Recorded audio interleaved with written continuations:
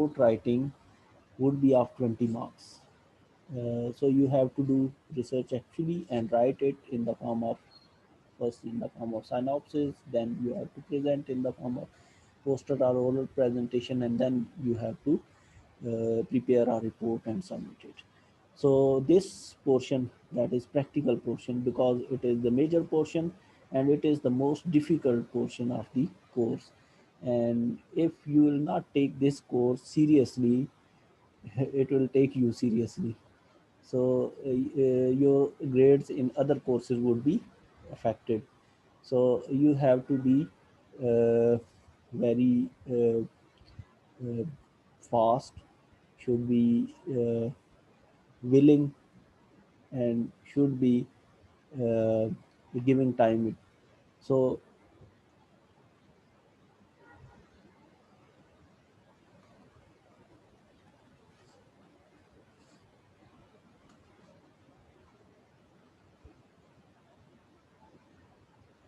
uh, I have the calendar for our educational activities, and we know the midterm exams, they are going to be held in late November. So we have to prepare synopsis before and submit it before the start of mid exam. So I'll give you instructions how to prepare it and how to do it. So first of all, we have to see the course contents.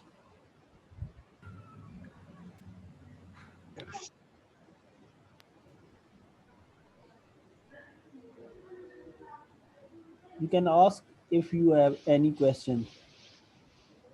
Otherwise, keep your mic off.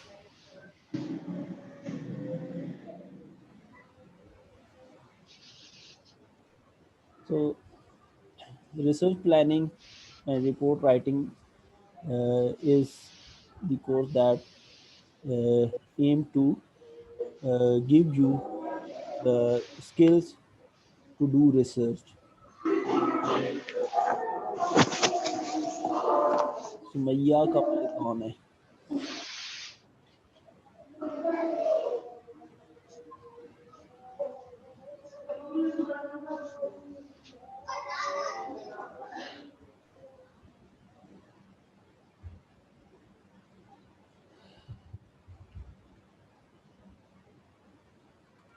So we are going to learn skills to perform research, and for this, we should have basic knowledge of the subject in which we are interested or trained, and then we should have the general knowledge how to acquire information and how to handle that information. And then we are expecting a few outcomes, that after taking this course you would be uh, eligible to perform research on your own in your area of interest, and you can raise questions, and you can answer or devise a method, uh, take research, make a research uh, synopsis, or we can say frame of work for the solution of that problem. So, and you would be familiar with all the techniques that are required for research. So, if we see the course contents for theory, we have, because one class per week, so we have only 15 or 16 classes, and the course contents for theory are very few. We see that.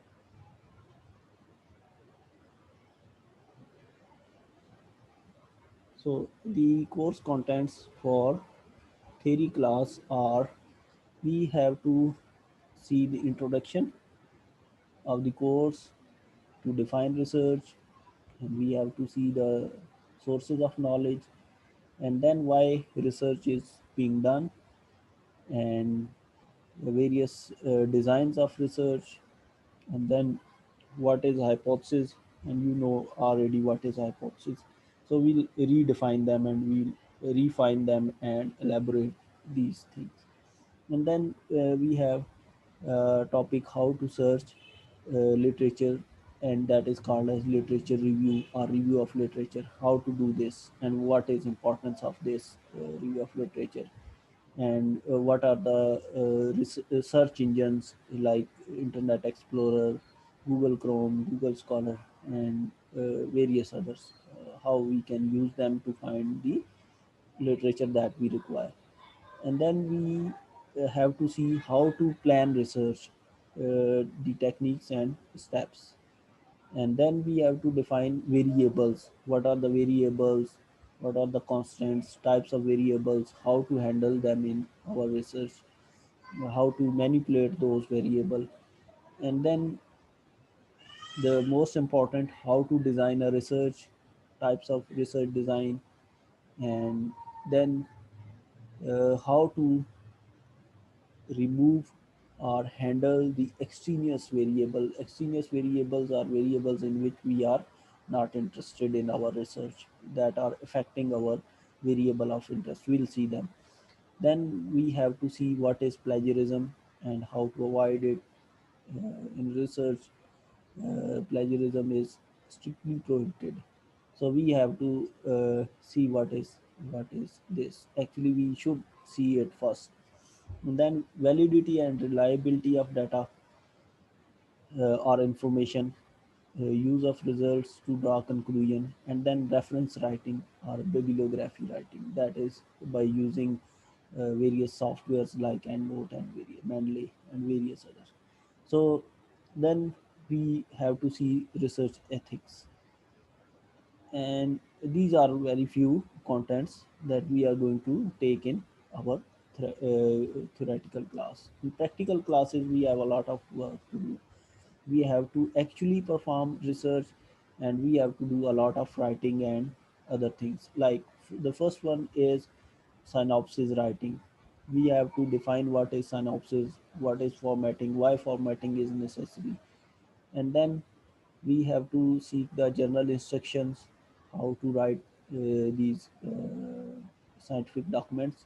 And then the same, that is reference writing and formatting. And then the then I'll ask you to design few titles for yourself. And because it is an independent activity, it is not in the form of groups. Everybody has to write his synopsis, his poster presentation or oral presentation, and has to submit our research report. It is not a group activity, it is individual activity. Everybody has to do it independently. If substantial amount of text of two reports would match, that would be called as plagiarism. So we have software that can detect plagiarism. It is different than you are using. So we have the faculty, they are given rights to check plagiarism through a paid software, because it is very serious issue. So no two contents of the writing should overlap.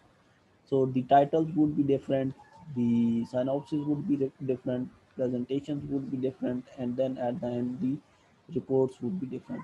So then you have to design title for yourself. I'll be guiding and we would be discussing those titles here, and we'll refine them. We'll see how to make a good title that would be effective and doable. And then you have to we will also discuss the synopsis and synopsis writing. Then you would be doing field work or experimental work meanwhile in respective laboratories in which you would be you have to get data, or in field or anywhere. So I'll guide you about that. Then we have to study what are the type of research studies, and experimental surveys, similarities and differences in these type of research studies. And then we have to define what is data, type of data, sampling techniques, what is random sampling, questionnaire, and the tools for uh, getting information.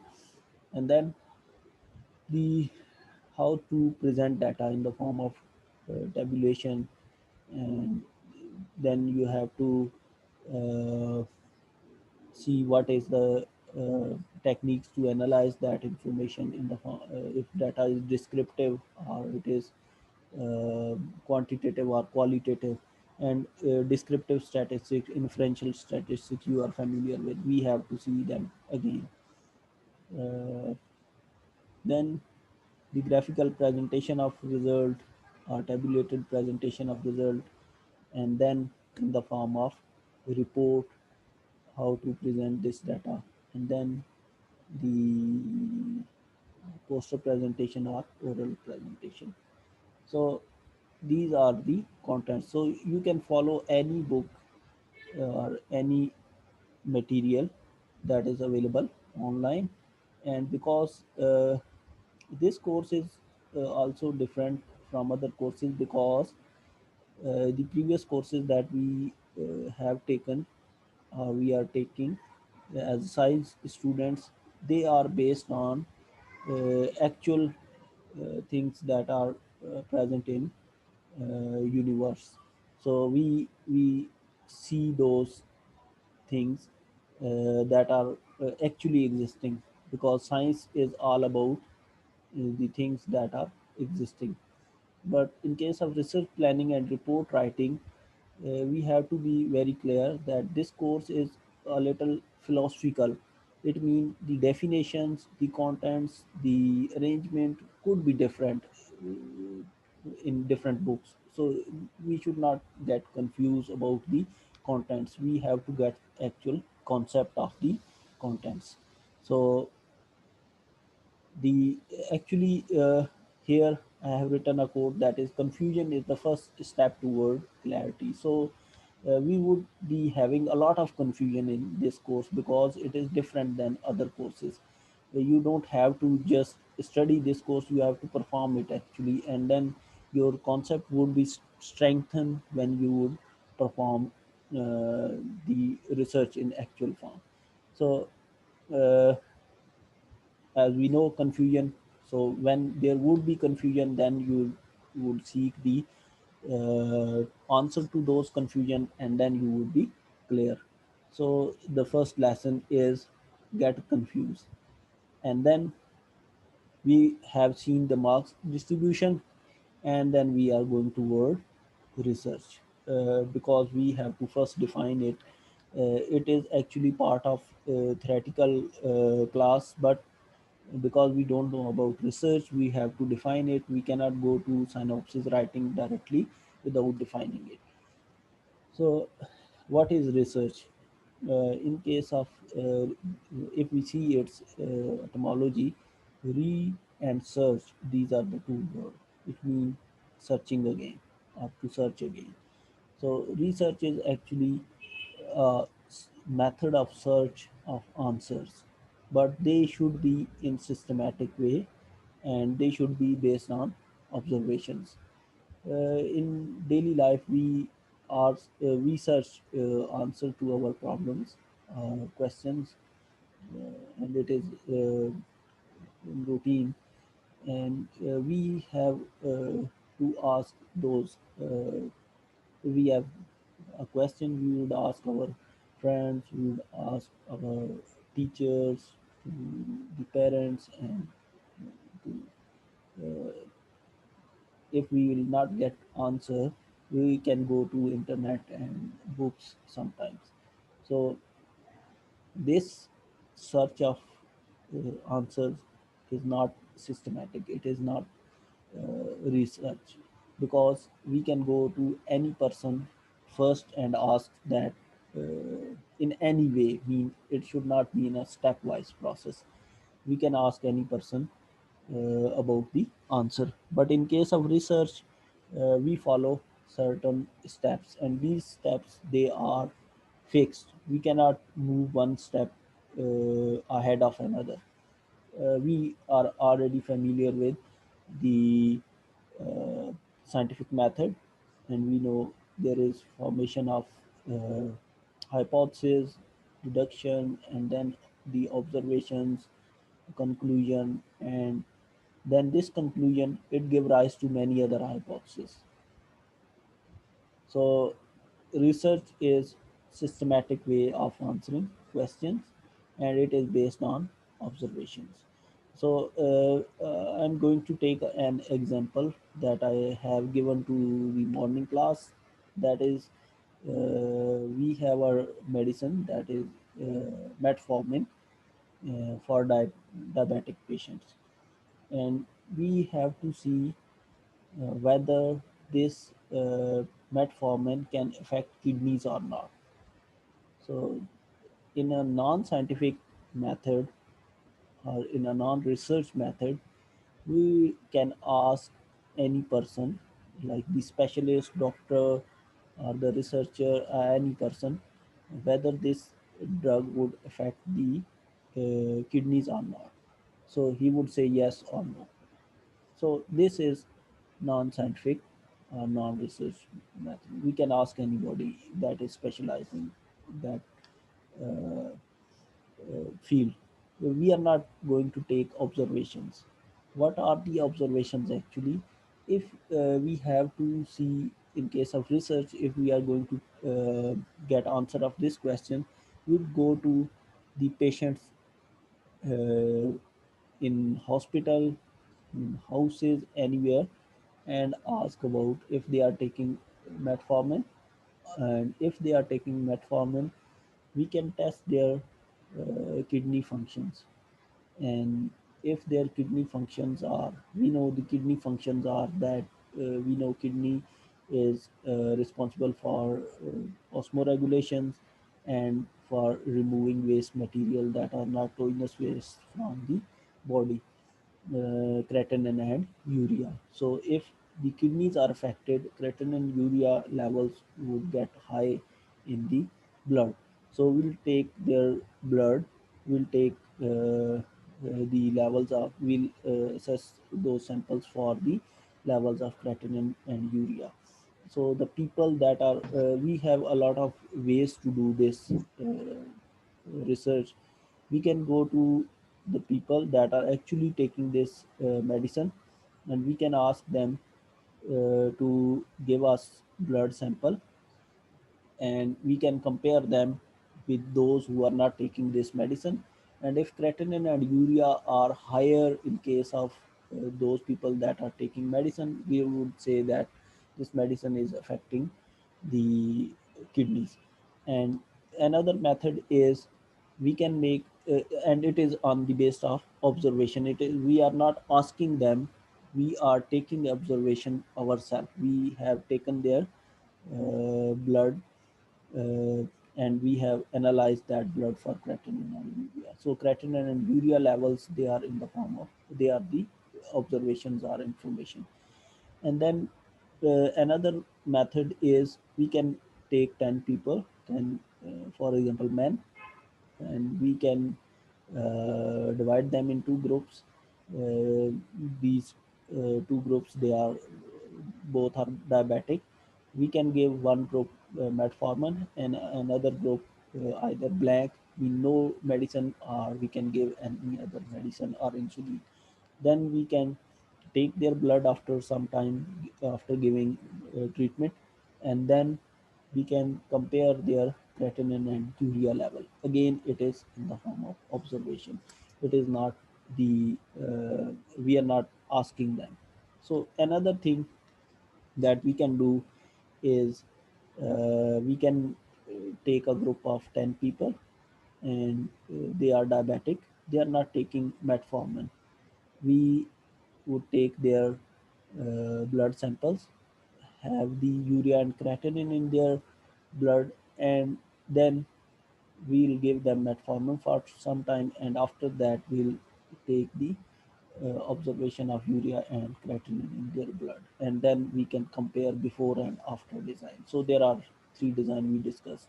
One that is happening in nature, mean the people that are already taking medicine, and we are just uh, taking their blood and comparing and taking analyzing this for creatinine and urea.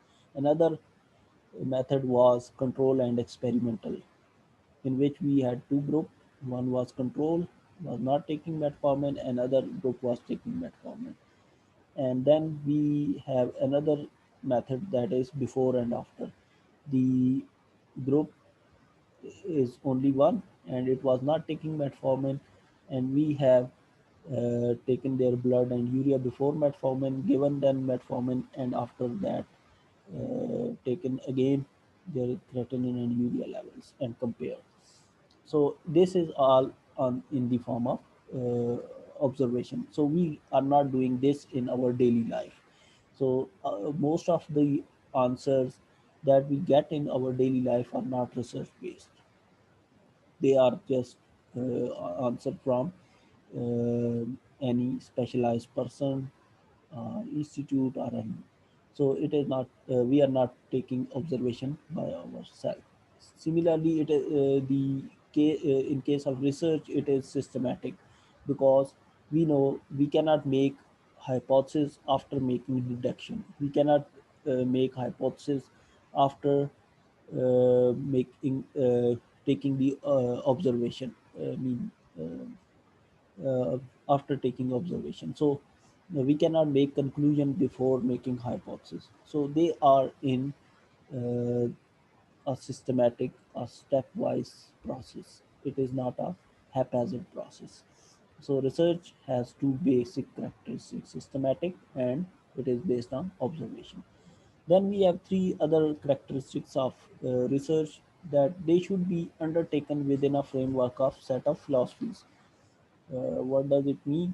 That the research, it is an extension of previous knowledge. Mean, if you have knowledge of biosciences, you are not going to take your research in physics, in chemistry, or any other field, because you don't have background knowledge. So because we already have information that metformin can affect kidneys, but we don't know it can affect kidneys. It is affecting kidneys. So previously we know that metformin is medicine for diabetic patients, and we know in case of diabetic patients the blood pressure get high, and various other effects are on kidneys. So we can say metformin can do three things: either it is increasing function of kidneys, it is decreasing kidney function, or it is not affecting kidney function. So we if we don't have knowledge of metformin or function of kidney, we cannot undertake this research. So this research should be in same line in which you have expertise. So the research has characteristics. You cannot see any person that is specialized in physics has done any remarkable thing in medical sciences. So same is in the other case. So the research, it uses procedures, methods, and techniques that have been tested for validity and reliability. So the validity and reliability are actually alternate name for precision and accuracy, or we can say accuracy and precision. So we know what is accuracy and precision. Accuracy is correctness, and precision is the we can say closeness of the result, how much close they are. So the procedure and methods and technique that we are using should be valid mean they should be correct, and reliable mean they should be repeatable. So in case of research, if we use a procedure, for example, if we are going to take the blood pressure, we cannot use any other machine that is for uh, measuring pressure in air, for example, gaseous pressure, or any other. For example, we are taking the uh, temperature of an oven. We cannot use that thermometer for taking the temperature from living organisms or human body. So we are using different uh, equipment for different purposes. So similarly, if we have to take the body weight of human being, we cannot use the weighing scales that are being used for measuring the that is chemicals in nanogram or microgram. So the weighing scale that we are using for nanogram or microgram, we cannot use them to weigh a human being. Similarly, the tools that we are using are called as equipment. Similarly, because we are related to natural sciences or physical sciences, but the people that are doing research in psychology, in education, or social sciences, they don't have labs, they don't have such equipment. So what they do, they make questionnaire, and those questionnaire they are tested for the reliability and validity. Those questions they are tested like we test our scales for zero error and errors. They do same for their questionnaire, and they say their questionnaire they are actually called as tools. So they are for the measurement of parameters or variables. So we cannot use, or the psychiatrist they cannot use the questionnaire that is designed for depression to test anxiety or any other thing. So validity is correctness of the procedure, methods or techniques or equipment that is being used. And reliability is precision, it is repeatedness. For example, if we get the result by using a tool or method or procedure, if this experiment is repeated in same condition, it should bring same result, similar result, not same, because same cannot happen in universe. So the uh, for example, we were taking the practical classes, and we uh, used to take three observations, and these observations then we were taking mean of those three observations, and these observations they were not same, they were varying.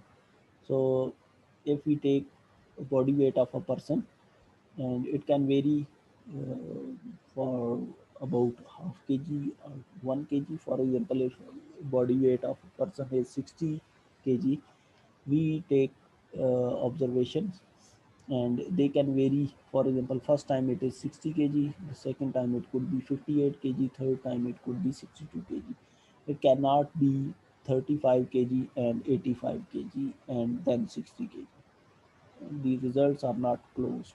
So in research, the results are actually close. If we take the prevalence of the, or status we can say, of the COVID 19 patients in Pakistan.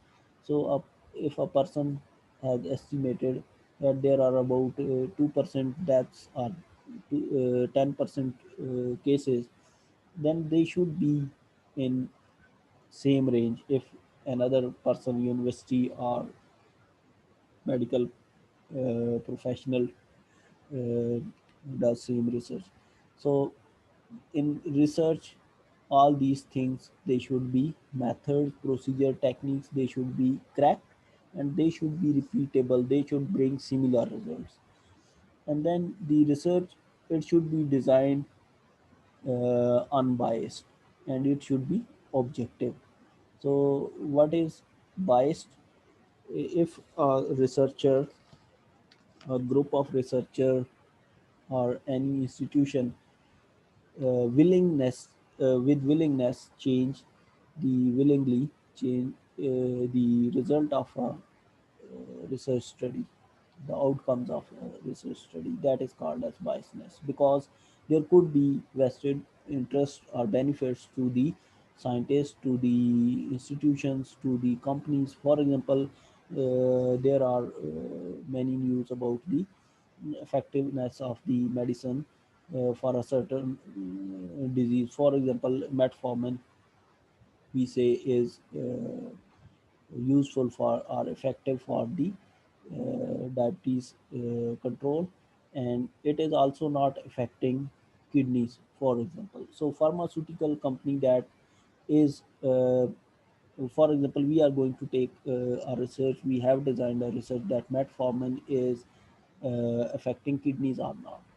Then the pharmaceutical company that is preparing metformin would say us or has interest that the result should show that it is not affecting the kidneys. So they can fund us to take this research, or they can give us any bribe, or they can themselves take this research to show that it is not affecting kidneys. So that is called as bias. In other cases, for example, the researcher they get biased because the only positive results they most of the time they could be published in the reputed journals. The negative results, no relation results, they are mostly they remain unpublished, they are rejected. So most of the researchers they get biased in order to get their research published, but it is crime, it should not be done. That is, the research should be unbiased. The procedure, methods, techniques that we are using, and the researcher itself should be unbiased, should not change anything in favor of his interest or hypothesis. And this biasness could be at any level. This could be in the form of procedures, in methods, in techniques, everywhere. So if we see, for example, in same case that we are discussing, metformin is not affecting or affecting kidneys, we're going to take this research. So if we, for example, make groups, then we can uh, control and experimental.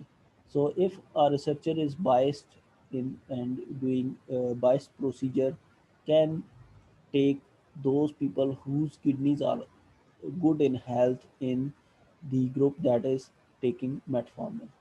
So and taking those people in that have already affected kidneys in control group. So when they will compare, they would say that the control group that was on insulin or any other medicine is having more damage to their kidneys as compared to the those that are taking metformin. So this could be in procedure, or there could be for example, if they have performed research without bias, later on paper they can change result. So this is actually because it is conscious crime, so it is a crime to change the result by any way, by using false methods, false techniques, or by changing the result on paper. But there is another thing that is called as subjectivity. So subjectivity is a little different because every specialized person that is specialized in a field thinks every problem in his or her field. For example, I am trained in endocrinology and physiology, so I see every disease or disorder as a physiological or endocrine disorder. And another person that is trained in psychology would see everything as a psychotic disorder. So that is another thing. But the research should not have subjectivity also. So most of the time subjectivity is also related to, for example, the I have a hypothesis that, for example, metformin is affecting kidneys. If I would stick to that, that is again the subjectivity, because my background knowledge is telling me that this metformin is affecting kidneys. So that is subjectivity. It is not a crime, but should be avoided in order to perform a fair research. So for research activity, it should be systematic. It should have observations in the form of data, and these data they could be quantitative, they could be qualitative, mean in the form of the descriptions or in the form of the numbers. So we'll see it later. And the research has the background philosophies, mean background knowledge.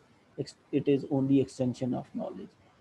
Similarly, it is uh, being performed in by using valid and reliable methods and techniques, and it is repeatable, mean correct and repeatable.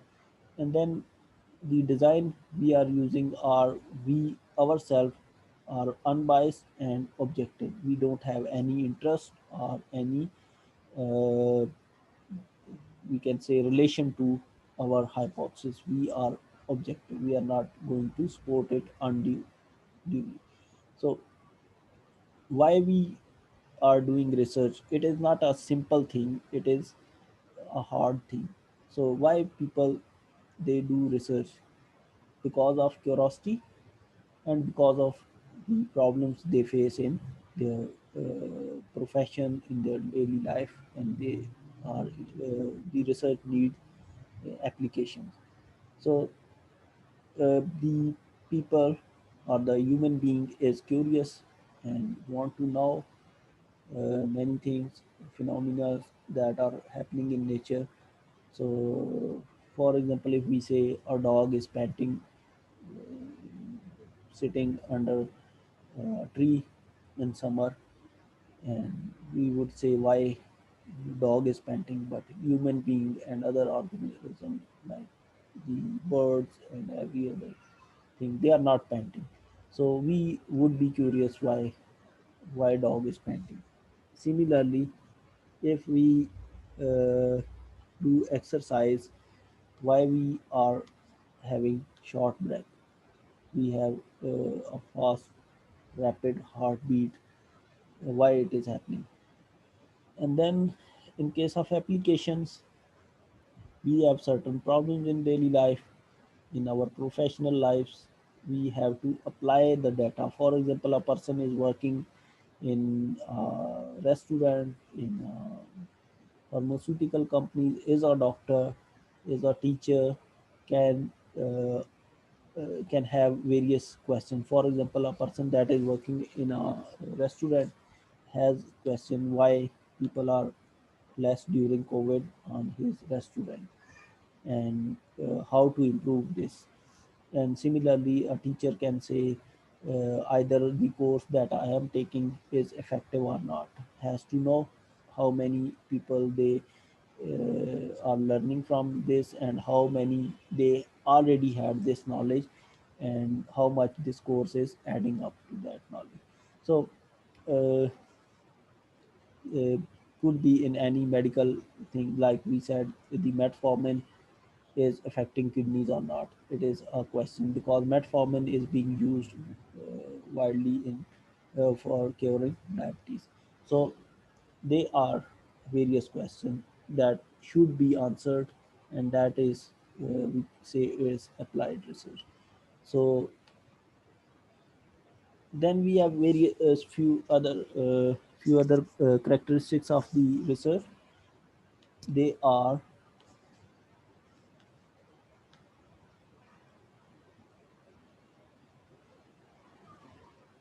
do you have any questions?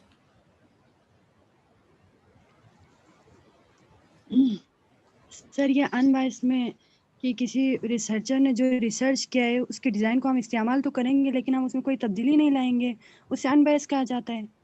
नहीं, इसमें ये है कि आप research करेंगे, लेकिन आप कोई चीज़, कोई प्रोसीजर, मेथड या टेक्निक ऐसा यूज़ नहीं करेंगे जो सिर्फ आपके जो इंटरेस्ट का हाइपोथेसिस है उसको फेवर करे।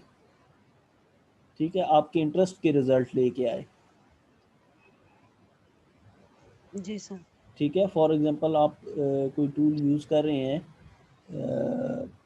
लाइक क्या हो सकता है, फॉर एग्जांपल मेरा इंटरेस्ट क्या है, मैं फॉर एग्जांपल एक रिसर्च कर रहा हूँ कि ये कोर्स कितना इफ़ेक्टिव है। ठीक है, तो बीइंग टीचर मेरा इंटरेस्ट यही होगा कि ये मोस्ट इफ़ेक्टिव हो। ऐसा ही है ना? 90%, जी सर। 90%, 99% लोग कहें कि हमने इससे लर्न किया, ऐसे ही है।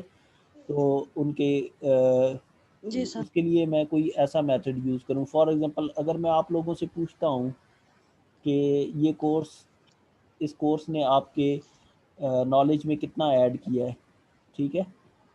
नॉलेज में ऐड जी सर। किया है या नहीं किया, तो आप क्या कहेंगे?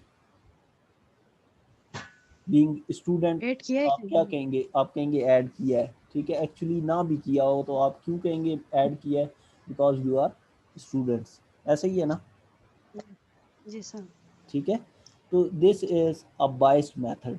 ये पता करने के लिए मुझे चाहिए ये था कि मैं कोई क्वेश्चनेयर बनाता जिसमें आपसे जैसे हम इवैल्यूएशन करते हैं, जो एग्ज़ाम की इवैल्यूएशन होती है, मैं उसी तरह का एग्ज़ाम का क्वेश्चनेयर आपको पहले देता, ठीक है? जो मैंने एक्चुअल जी पेपर सर। लेना था, फॉर एग्ज़ाम्पल एक एमसीक्यूज़ टाइप का आपको बिफ़ोर कोर्स देता, आपको कोर्स पढ़ाता, उसके बाद फिर आपको एक क्वेश्चनेयर देता और फिर मैं खुद कंपेयर कर लेता कि पहले आपने कितने क्वेश्चंस के आंसर किए हैं और बाद में कितने किए हैं, ठीक है? तो फिर ये बायस ना होता, यस। ठीक है? और उसमें हो सकता है कि मेरे पास जो आता यस। उसमें ये होता कि आपको ऑलरेडी ये सारी चीज़ें पता थी, ठीक है? और या फिर ये होता कि पहले भी कुछ नहीं पता था और बाद में भी कुछ नहीं पता, ठीक है? But it is not in जी। माय इंटरेस्ट, ठीक है? Being researcher hmm. होना ये चाहिए, लेकिन बाज़ औक़ात ऐसे होता है जैसे मैं अभी आपको कह रहा हूँ कि आप ये करते हैं कि क्योंकि अब मेरे इंटरेस्ट में यही बात जाती है कि मैं ये शो करूं कि 99% लोग कह रहे हैं कि ये बड़ा इफ़ेक्टिव कोर्स है, तो मैं आपसे पूछ लूं और आप कह दें कि ठीक है, ये कोर्स हमने बहुत कुछ लर्न किया है, ठीक है? और मैं इसको प्रेज़ेंट कर दूं कि ये रिज़ल्ट आ गया, दैट इज़ बायस, ठीक है? या फिर आप मुझे क्वेश्चनियर फिल करके देते हैं, for example before course and after course, ठीक है? और मैं उसमें यस। कोई चेंजेस अपनी तरफ से ले आता हूँ।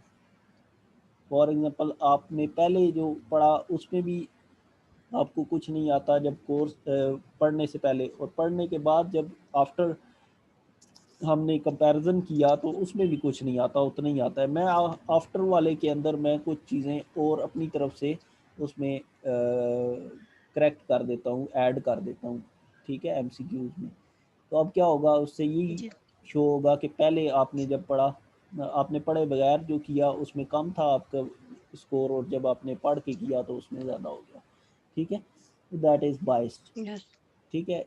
इसलिए मैं इसको क्राइम कह यस। रहा हूँ, ठीक है? आप किसी का प्रोसीजर, किसी का मेथड, किसी की टेक्निक यूज़ कर सकते हैं, लेकिन उसमें आपको बायस्ड नहीं होना है, ठीक है? उसमें यस। आपको अपने जो इंटरेस्ट का आपका हाइपोथेसिस है, उसको फेवर करने के लिए कुछ नहीं करना है, ठीक है? फिर that is called as unbiased, ठीक है?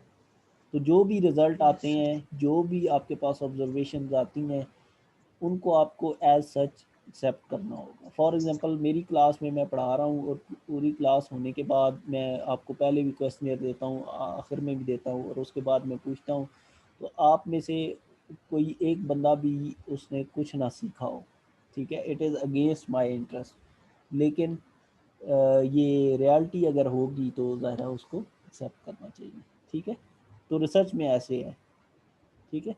इसी तरह से फॉर यस सर। एग्जांपल हम कहते हैं metformin is not affecting kidneys, ये हमारा इंटरेस्ट है, बीइंग फार्मास्यूटिकल कंपनी हम कहते हैं, हम वो मेडिसिन बना रहे हैं जो जिस पे हम रिसर्च कर रहे हैं, ठीक है?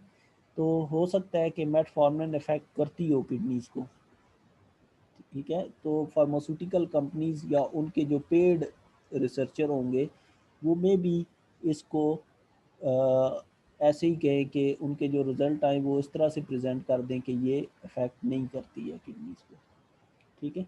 बाद में जब वो लोग मेडिसिन यूज़ करेंगे तो बहुत सारे लोगों को किडनीज़ के इश्यूज़ हो जाएंगे, ठीक है? तो इसलिए रिसर्चर जो हैं दे शुड बी अनबायस्ड, ठीक है? इसके अलावा ये समझ आ गया? जी सर। कहीं ना समझ आए तो ये फिर पूछा जा सकता है, कोई इशू नहीं है, ठीक है? तो थैंक यू सर। आपके अलावा किसी को कोई इशू? आपकी क्लास तो गायब हो गई है, सिर्फ जो है वो थोड़े से लोग, 19 लोग रह गए हैं, बाकी किधर गए हैं? नमाज़ पढ़ने चले गए हैं? नमाज का टाइम हो गया ना सर, इस वजह से शायद नमाज पढ़ने गए हो। पता नहीं नमाज़ पढ़ने भी गए हैं कि नहीं। बीच में 5 मिनट या 10 मिनट का ब्रेक कर लेना सर, ताकि हम नमाज भी पढ़ लें, ब्रेक हो गया तो फिर ब्रेक हो जाएगा, वरना मगरिब की क्योंकि नमाज कज़ा हो जाएगी ना सर हमारी। क्योंकि ये तो आपको पता है ना, ऑनलाइन इस पे दोबारा से रीस्केड्यूल करना पड़ेगा। चले अब इसको ना हम इधर ही ख़त्म कर देते हैं, ठीक है। तो आइंदा जो है ना वो क्लास को यस फिर सर। हम लेट शुरू कर जी देंगे सर। अगर आपको ये इशू है तो, ठीक है। तो इसमें मैं आपको ये सारे यस जो सर। नोट्स हैं ये भी भेज देता हूँ, और आपके जो कोर्स प्रोफाइल है वो भी आपको भेज देता हूँ, ठीक है। तो इस क्लास को जो है वो रिकॉर्डिंग भी भेज देना सर, ताकि हमारी आसानी हो समझने में। रिकॉर्डिंग भी भेज देता हूँ।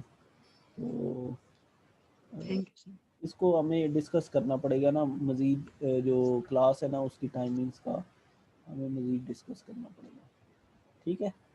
जी तो सर। चलें ठीक है, फिर जी सर। नेक्स्ट टाइम क्लास बाकी होगी, ठीक है। इंशाल्लाह सर। ओके, ओके, अल्लाह हाफिज़।